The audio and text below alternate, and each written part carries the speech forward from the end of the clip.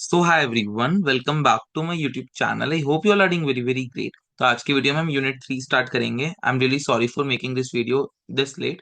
Unit third का video जल्दी आ जाना चाहिए था जिससे आप रिवाइज भी कर पाते, but I went to the out station and मेरा कोई प्लान नहीं था सच कि मैं पूरी वीडियोस वगैरह लॉन्च कर दूंगा। एंड प्लान था भी तो मुझे लगा था कि 15 तक एग्जाम है, but then I got to know कि प्रोग्राम या किसी और कोर्सेज के कल ही एग्जाम है, राइट?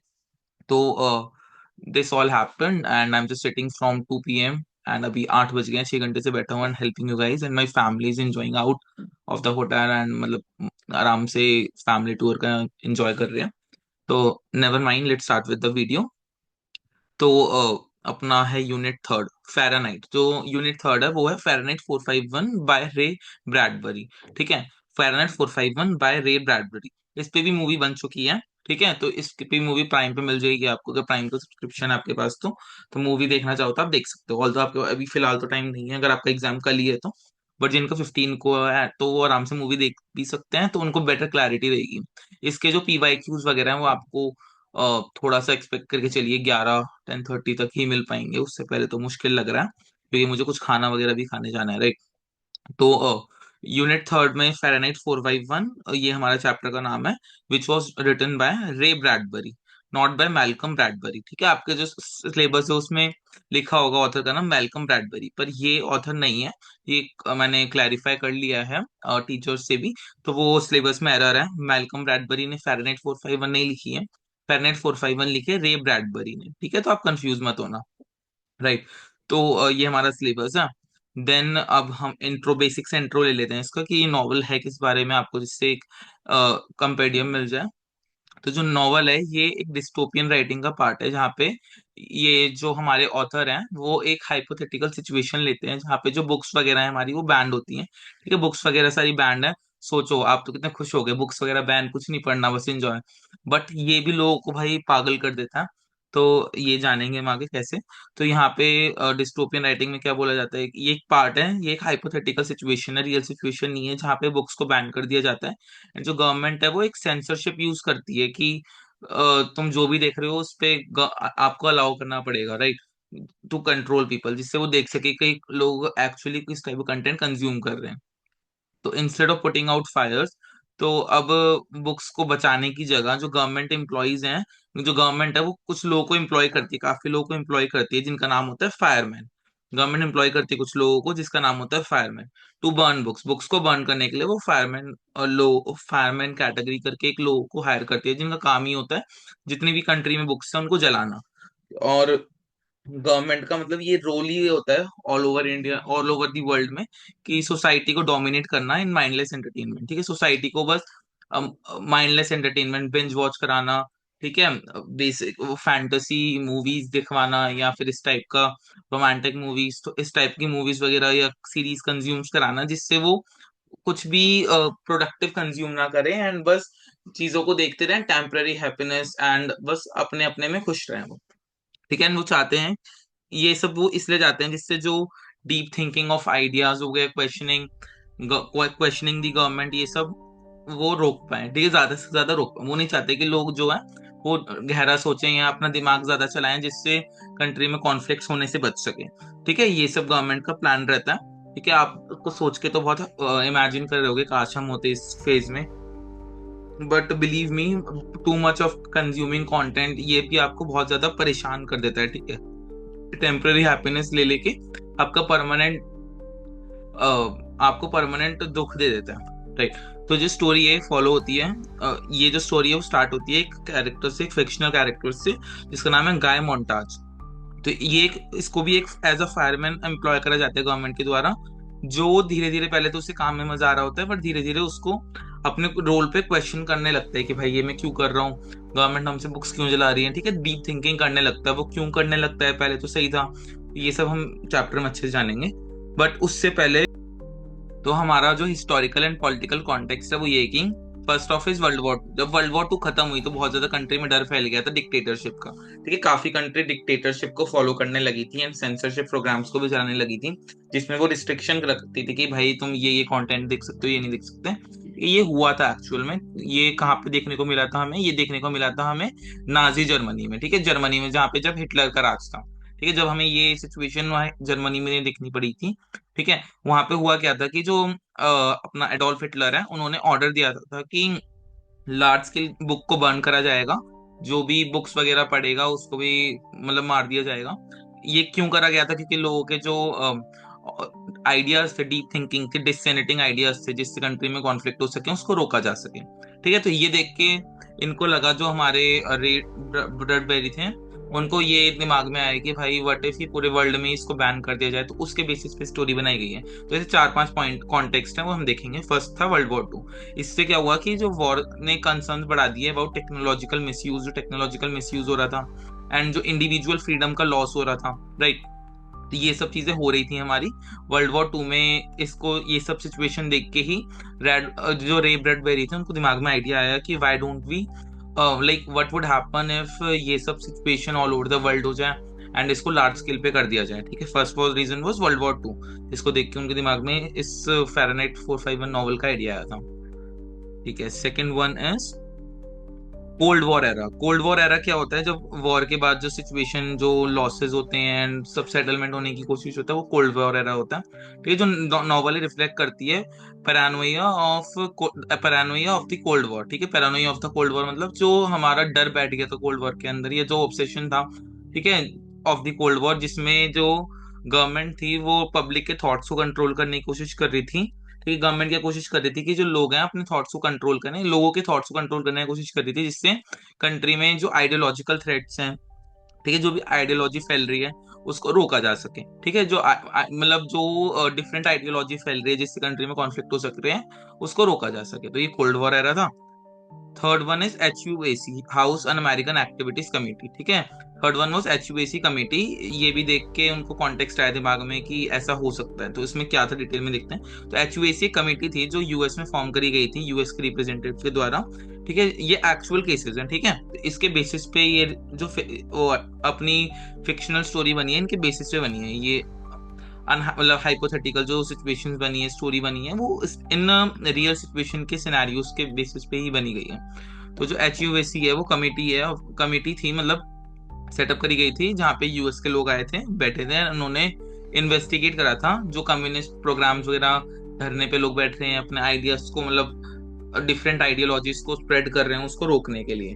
ठीक है, तो इसके लिए गवर्नमेंट ने एक टर्म इंट्रोड्यूस करी थी, द रेड स्केयर। अब रेड स्केयर का क्या मतलब क्या है? रेड स्केयर में जो गवर्नमेंट है उसने कैंपेन लॉन्च किया था, जहाँ पे गवर्नमेंट ने बोला था कि आप कोई भी अपने ग्रुप फॉर्मेशन नहीं कर सकते हो, एंड ऐसा कुछ भी नहीं कर सकते हो जिससे कंट्री में कॉन्फ्लिक्ट्स पड़े या फिर कोई भी प्रॉब्लम का फेस करना पड़े लोगों को, राइट।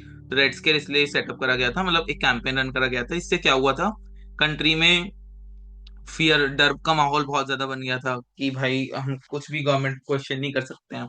ठीक है, सेंसरशिप लग गई थी, एंड साथ साथ जो हॉलीवुड मूवीज हैं उनको भी ब्लैकलिस्ट कर दिया गया था।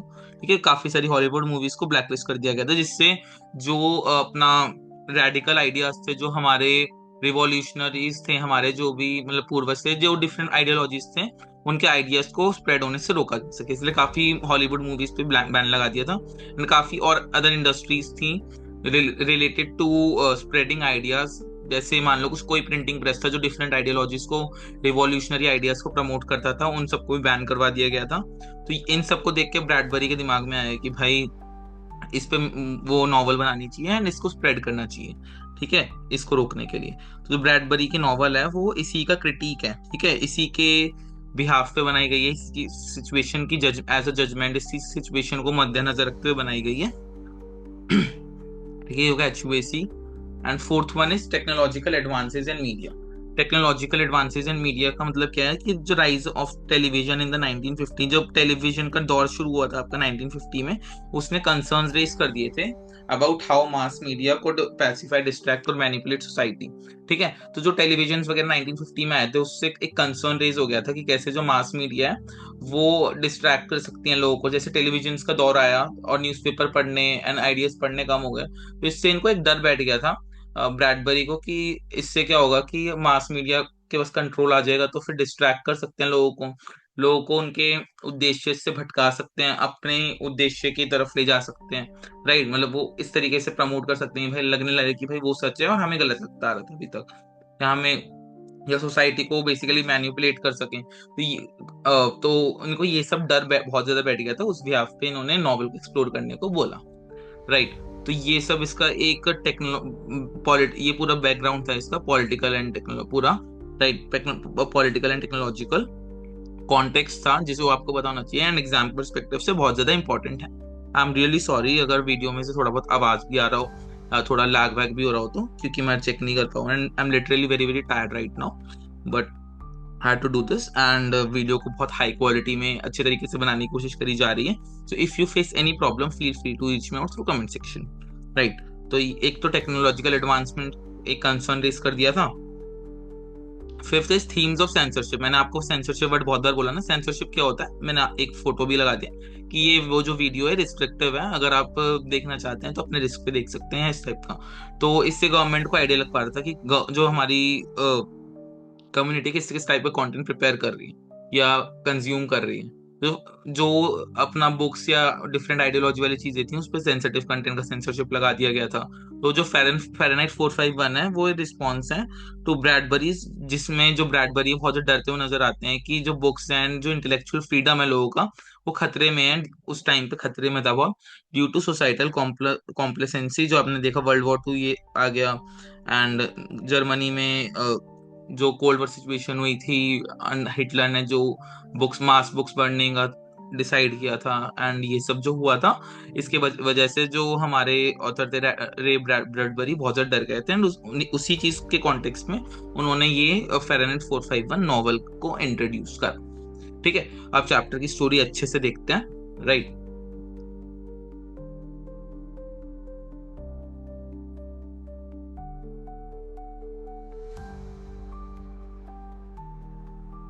तो ये जो कहानी है फ़ारेनहाइट 451 उसकी शुरुआत होती है मोन्टाज की लाइफ से। मोन्टाज के बारे में मैंने आपको पहले बता दिया है, और ये इस पूरी स्टोरी का मेन प्रोटैगनिस्ट है, मेन कैरेक्टर है। ठीक है, तो मोन्टाज कौन था, वो भी एक एम्प्लॉय था जो गवर्नमेंट ने हायर किया था उसको बर्न करने के लिए, बुक्स को बर्न करने के लिए। ठीक है, इसको भी फायरमैन बोला जाता था। राइट। तो जो गाय था मोन्टाज, उसको अपनी बुक वो जॉब बहुत पसंद थी जिसमें वो बुक्स को बर्न करता था एंड बिलीव करता था वही कन्वेंशनल सिस्टम में जो गवर्नमेंट ने सेट करा है कि आपको कोई भी ज्यादा थिंकिंग पे नहीं जाना है, आपको ज्यादा डीप थिंकिंग नहीं करनी है, you just have to binge watch and enjoy your life. ठीक है, तो ये इसी सिस्टम में बिलीव करता था। तो एज अ रिजल्ट, या फिर as many of the people living at the time, ये भी अपनी लाइफ वही डल मैकेनिकल लाइफ जीता था अपनी वाइफ के साथ। इसकी वाइफ का नाम था मिल्ड्रेड, जो बहुत ज्यादा ऑब्सेस्ड थी। किस चीज से ऑब्सेस्ड थी वो बहुत ज्यादा ऑब्सेस्ड थी वॉचिंग इंटरैक्टिव टीवी शोज। ठीक है, जो टीवी शोज वगैरह आपके आते हैं वो जो जिसमें कोई प्रोडक्टिवनेस नहीं है, जो मतलब सीरियल्स वगैरह आ गए, नाटक आ गए, वो देखना, एंड हर किसी से बात भी करना, तो टीवी शोज रिलेटेड करना है, बात ही ना करना, पूरे दिन में टीवी देखना एंड ये सब चीजें करना। एंड एक डिवाइस इन्होंने इंट्रोड्यूस किया, सीशेल, जो ईयरबड जैसे डिवाइसेस थे उनको यूज करना वीआर के फॉर्म में टू एस्केप रियलिटी। ठीक है, तो रियलिटी को एस्केप करने के लिए वर्चुअल रियलिटी डिवाइसेस यूज करना, उसमें दिन भर लगे रहना। तो ये जो था, ये जो गाय मोन्टाज था, इसका नाम है गाय मोन्टाज, उसकी जो वाइफ थी मिल्ड्रेड, उसका ये पूरा सिनेरियो था, उसको ये सब चीजें करना बहुत पसंद थी जो आज 80% लोगों को बहुत पसंद है करनी। ठीक है, तो वो भी अपना टाइम ऐसे ही अपना पूरा स्पेंड करती थी। और उस टाइम पे मतलब as per this hypothetical situation जो सोसाइटी थी बहुत शैलो थी, उनको कोई डीप आइडियाज नहीं थे, वो बस अपना खाना पीना मौज करने में एंजॉय करने में बिलीव करते थे, एंड वो कोई जो भी आपके अनकन्वेंशनल आइडियाज या डीप थिंकिंग को प्रमोट नहीं करते थे, ना ज्यादा किसी से बात करते थे वो सब। ठीक है, disconnected with people and real life conversations को और इमोशंस को अवॉइड करने का ज्यादा प्रेफर करते थे। राइट, ये बिल्कुल रियल लाइफ नजर आ रही होगी आपको जो आज का सिनेरियो चल रहा है। तो Montag life as a fireman, और the Fahrenheit 451 by Ray Bradbury. ठीक है, फ़ारेनहाइट 451 बाय रे ब्रडबेरी जो पूरा नॉवल है उसमें पहले ये सीन हुआ, उसके बाद क्या होता है, उसके बाद जो हमारा मोन्टाज है वो एक नेबर से मिलता है, उसका नाम था क्लैरिस। ठीक है, वो किससे मिलता है, क्लैरिस से मिलता है। जो मोन्टाज है वो क्लैरिस मैकलन से मिलता है। क्लैरिस मैकलन कौन थी, ये एक 17 ईयर ओल्ड नेबर थी किसकी, मोन्टाज की। ये मोन्टाज की पड़ोसी थी, एंड ये सबसे बहुत अलग थी। ठीक है, जो भी और लोग रहते थे वहां पे 90% सोसाइटी जो रहती थी वो ही कन्वेंशनल आइडियाज बिंज वॉच इस पे फोकस करती थी, but this girl was different. She was full of life and was different from every other neighbour. तो ये जब मोन्टाज से मिली विली तो फर्स्ट ऑफ ऑल मोन्टाज ने तो कन्वर्सेशन को अवॉइड करने की कोशिश करी, बट आफ्टर मल्टीपल अटेम्प्ट्स ये क्लैरिस मोन्टाज से बात कर ही लेती है। And she used to ask him question every day related to how was your work. ठीक है, बेसिक जो क्वेश्चंस होते हैं वो पूछती थी, are you happy and in nature आपको कैसा लग रहा है, इस टाइप की deep thinking, what do you think कि क्या होगा। तो ये थिंकिंग वाली चीजों को जब इसने देखा कि ये थिंकिंग वाली चीजें कर रही है तो ही वाज शॉक्ड कि भाई ऐसी चीजें तो कोई करता ही नहीं है यहाँ पे, how what is she doing, right. तो are you happy and talks about enjoying nature thinking and asking question. तो जो इसके अनकन्वेंशनल थिंकिंग थी वो उसने मोन्टाज को रिफ्लेक्ट करने में मजबूर किया ऑन हिज ओन हैप्पीनेस। ठीक है, तो जो अनकन्वेंशनल थिंकिंग थी मोन्टाज इसकी क्लैरिस की, उसने रिफ्लेक्ट करने में इसको प्रोत्साहन दिया on his own unhappiness and the emptiness of his life. उसको रियलाइज हुआ मोन्टाज को कि जो क्लैरिस है उससे मिलने के बाद की जो उसकी लाइफ है उसमें कितना ज्यादा दुख है एंड कितना ज्यादा खालीपन है वो, क्योंकि जो उसकी वाइफ है वो तो उससे बात भी नहीं करती थी, वो बस अपना नॉवल वगैरह नॉवल तो बैन ही थी, बुक्स बिंज वॉच करना, सीरियल्स की बातें करना, जो भी, और अपनी वर्चुअल रियलिटी वाली दुनिया में जीना, तो वो था। और इसका भी ऐसा सही था, बट जॉब से आते टाइम ये बात कर लेती थी, तो इसका जो माइंडसेट था मोन्टाज का वो धीरे धीरे चेंज होने लगा कि भाई हाँ, ये लड़की कर रही है, this is the real thing that we need to do, and जो सोसाइटी है हमें बस ट्रैप करने की कोशिश कर रही है, ठीक है, मैनिपुलेट करने की कोशिश कर रही है। ठीक है, तो उसको रियलाइज होने लगा कि भाई वो वास्तव में कितना ज्यादा दुखी है, कितना ज्यादा खाली है अपनी जिंदगी में, राइट।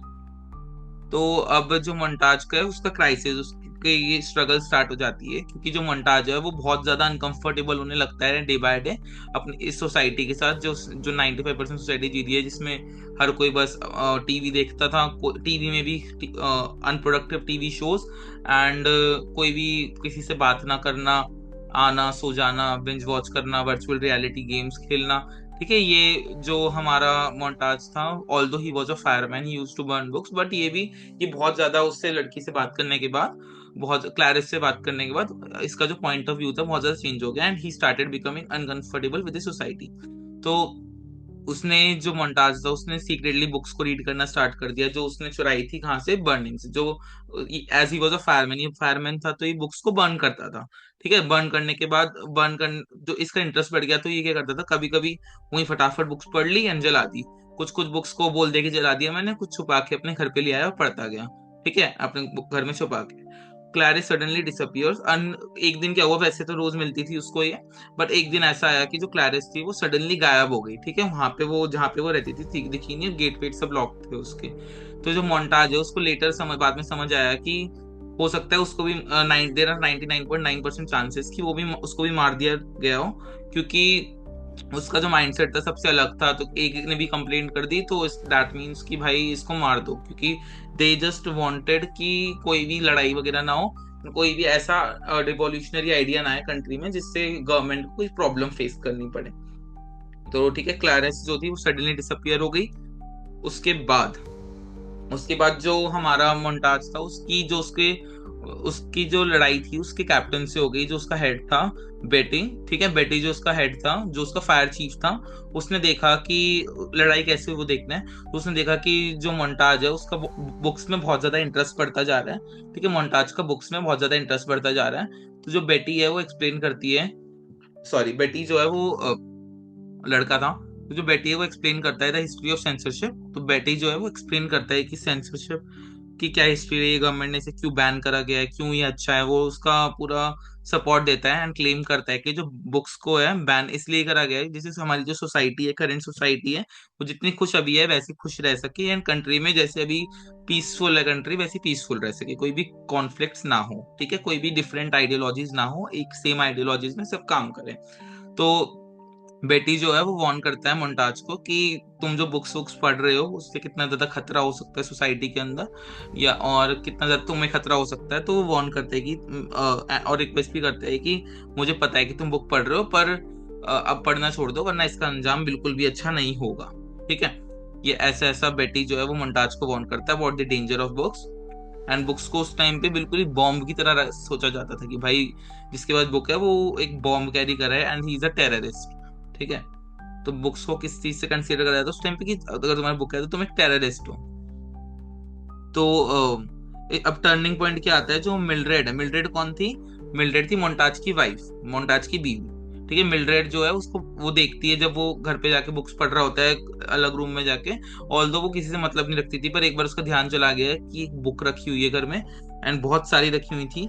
तो मिल्ड्रेड जो है वो मोन्टाज की बुक्स को डिस्कवर करती है, एंड जो मोन्टाज का जो हेड था हमारा बेटी, उसको वो बुलाती है कि भाई ये इसके हमारे यहाँ पे ये बुक्स ला रहा है, पता नहीं इसके दिमाग में क्या चल रहा है, आप एक बार आओ और केस को सॉल्व करो। उस टाइम पे वो इतना घबरा जाता है, जो हमारा मोन्टाज था बहुत ज्यादा घबरा जाता है, घबराहट घबराहट में मोन्टाज जो है वो बेटी को मार देता है। ठीक है, बेटी कौन था? उसका जो हेड था उसे मतलब जल्दबाजी में हड़बड़ाहट में मार देता है विद अ फ्लेम थ्रोअर। ठीक है, फ्लेम थ्रोअर आप देख सकते हो इमेज में, वो होता है। ठीक है, उससे वो उसको मार देता है, मतलब जिससे बुक जलाता था उससे वो उसको मार के जला देता है। एंड सिटी छोड़ के, शहर छोड़ के अपना भाग जाता है। एंड जो रोबोटिक इन्फोर्सर है, मतलब बहुत ज्यादा पुलिस है, रोबोटिक पुलिस है, वो सब उसको चेस कर रही होती है, उसका पीछा कर रही होती है, बट वो बच बचा के भगवान जी की कृपा से भाग जाता है। तो भागने के बाद जो मोन्टाज है वो कंट्री के एक कोने में जाके एक शेल्टर ढूंढता है, एक रिफ्यूज ढूंढता है अपने लिए, जहाँ पे उसको वो देखता है कि वहाँ पे काफी सारे लोग हैं, काफी ज्यादा लाइक माइंडेड पीपल हैं। जो एक लीडर था उनका पूरा ग्रैंचर, जो उनको पूरा राह दिखा रहा था, जो उनको रियलिटी बता रहा था, वो बेनिफिट बता रहा था रीडिंग बुक्स के। ठीक है, तो वो उन लोगों से उन कंट्री से जाके उन लोगों से मिलता है जहाँ पे जो विच वॉज लेड बाय ग्रैंचर। जो जो पीपल हैं वो उन्होंने बुक्स को कंठस्थ कर लिया होता है, बुक को अच्छे से मेमोराइज कर लिया होता है कि अगर बुक्स को जला भी दिया जाए तो हमें चीजें याद रहें। ठीक है, बुक्स को जला भी दिया जाए तो उससे हमें चीजें याद रहें, जिससे हम फ्यूचर के जो कंटेंट है, जो फ्यूचर में हमें चीजें बतानी है लोगों को, उसको प्रिजर्व कर सकें। ठीक है, जो ये नॉलेज है वो गायब ना हो बुक्स के साथ साथ, नॉलेज सदाबहार रहे। बट अगर बुक भी जल जाए तो उससे इनको कुछ फर्क ना है, ये जो आने वाली जनरेशन है उसको स्टोरीज वो सारी बता दें, एंड जो वो स्टोरीज हैं वो डे बाय डे पास होते जाए।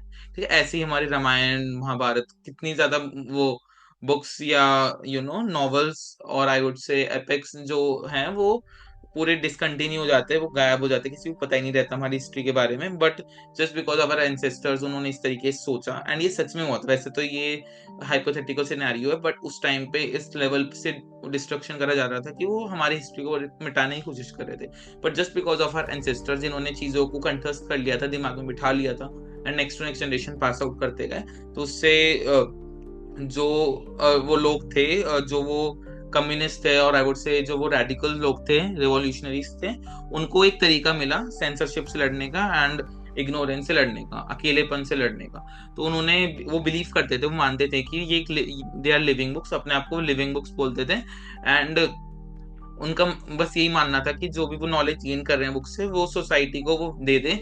जब सोसाइटी बुक्स को एक्सेप्ट करना, डीप थिंकिंग को, आइडियोलॉजिस्ट को एक्सेप्ट करना स्टार्ट कर दे। तो ये हो गया। उसके बाद सिटीज डिस्ट्रक्शन, उसके बाद जो सिटी है, जो उनका शहर है या जो उनकी पूरी कंट्री है, उसमें वो डिस्ट्रक्ट हो जाती है, खत्म हो जाती है। तो जो न्यूक्लियर वॉर ब्रेक्स आउट, अब जो उनकी कंट्री में एक न्यूक्लियर वॉर गिर जाता है। ठीक है, उनकी कंट्री में न्यूक्लियर वॉर गिर जाता है, एंड जो उनकी सिटी है वो डिस्ट्रॉय हो जाती है पूरी तरीके से। ठीक है, न्यूक्लियर वॉर ब्रेक्स आउट, जो उनकी कंट्री है, इंटायर कंट्री खत्म हो जाती है।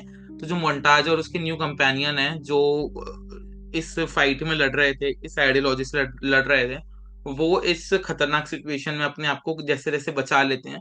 तो जो डिस्ट्रक्शन है वो मोन्टाज को एक अपॉर्चुनिटी, एक होप देती है कि जो सोसाइटी है उसको हम रिबिल्ड कर सकते हैं विद विजडम एंड अंडरस्टैंडिंग। ठीक है, सोसाइटी को हम विजडम और अंडरस्टैंडिंग के साथ दोबारा खड़ा कर सकते हैं। राइट, तो ये पूरा स्टोरी का आउटलाइन था। एंड इसमें जो इंपॉर्टेंट क्वेश्चन वो ऑब्वियसली मैं आपको बताऊंगा। तो जो डिस्ट्रक्शन है उसने मोन्टाज को एंड इंटेलेक्चुअल को क्या दी? होप दी। तो इसमें कंक्लूजन क्या होगा कि जो एंडिंग है इसकी नेगेटिव होने की जगह होपफुल है, कि भाई अब देयर इज होप कि अब उनको एक जो बुक्स की तरफ अवेयरनेस है उसको फैलाने में इजी हो जाए, क्योंकि जो भी काफी लोग मर गए थे, तो फिर जो उनके एनिमीज थे कंपैरेटिवली बहुत ज्यादा कम हो गए थे मोन्टाज के, और उनके जो उनका जो ग्रुप था कंपेनियंस से उनका। राइट, तो सिटीज डिस्ट्रक्शन, कंक्लूजन यही है कि जो नॉवल है वो ends on a hopeful note, कि जो नॉवल है खत्म होती है एक होपफुल नोट पे, कि जो मोन्टाज और ग्रुप, जो उनका ग्रुप था वो प्रिपेयर हो रहा था टू रिबिल्ड सोसाइटी। वो एक ऐसी सोसाइटी क्रिएट करना चाहता था जहाँ पे सब बुक्स रीड करते हो, पहले जैसी सोसाइटी जहाँ पे सबके डीप आइडियाज हो, थिंकिंग हो, एंड फ्रीडम ऑफ स्पीच हो, राइट। तो ये चाहता था। और जो स्टोरी है ये एम्फोसाइज करती है इम्पोर्टेंस ऑफ नॉलेज की, नॉलेज की का होना कितना जरूरी है, थॉट्स का फ्रीडम होना कितना जरूरी है, एंड ह्यूमन का कनेक्शन एक दूसरे से होना कितना जरूरी है इन द, जब censorship and right to freedom छीन लिया जाए उस टाइम पे इसका क्या रोल रहता है हमारा नॉलेज का, and spreading of knowledge and unity का, राइट। तो या this is all in this video, thank you so much for watching this video till the end. All the best for your exam. जो इसके PYQs question है, मैं ज्यादा like promise तो नहीं कर सकता कि हैंड टू हैंड अभी आ जाएंगे, but I can assure you कि आपको 10:30-11 तक मिल जाएंगे, जिससे आपके पास स्टिल, मतलब वैसे तो आप में से काफी लोग जल्दी सो जाओगे क्योंकि आपका जल्दी एग्जाम है, but still there is a hope कि, again there is a hope कि भाई तुम थोड़ा बहुत पढ़ लो एंड खुद से बना के लिख लो, क्योंकि इंग्लिश में कुछ भी चीजें याद करने की तो है नहीं है, राइट। और क्वेश्चन अच्छे होंगे। अगर आपको कुछ समझ नहीं आया तो आप चैप्टर में से ही जो मैंने पढ़ाया है उससे मिलता जुलता लिख देना, इंग्लिश है, नंबर मिल जाएंगे, फेल कोई नहीं होगा, right. So this is all in this video. बाकी आफ्टर दिस वीडियो आपके लिए मैंने मेंबर्स के लिए एक्सक्लूसिवली एक कंटेंट प्रिपेयर कर रखा है, जहाँ पे आई हैव टॉक्ड अबाउट कि what you can do after your exam thing gets over, part time work, passive income ideas, government jobs अगर आप करना चाहते हो तो क्या हिडन एंड बेस्ट रहेंगी, तो आप वो सब वीडियोस भी चेकआउट कर सकते हो, एंड इस टाइप की वीडियोस हम रेगुलर इंटरवल में आपके लिए लाते रहेंगे। Thank you so much for being a valuable member of the studio stock, and तब तक के लिए tata bye bye, take care, मिलते हैं नेक्स्ट वीडियो में।